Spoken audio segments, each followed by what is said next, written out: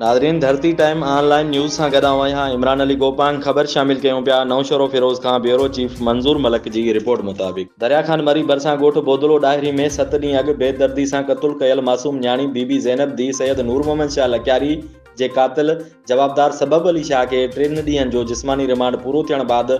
नौशरो फिरोज़ जी court सगोरी में पेश कयो वियो। जांच पुलिस के जवाबदार जो 3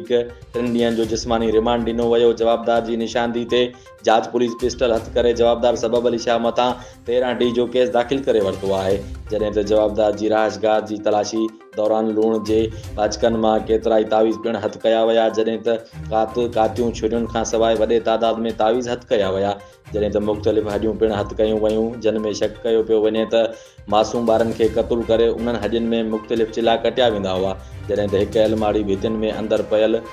पिणु हथ आई, जंहिं मां मुख़्तलिफ़ किताब ऐं तावीज़ पिणु हथ कया विया, जॾहिं त ॿुधायो पियो वञे त सैयद नूर मोहम्मद शाह जो चोरी थियल जनरेटर, पाणी वारो मोटर, टीवी ऐं ॿियो क़ीमती सामान पिणु जवाबदार जी रहाशगाह मां हथ कयो वियो आहे।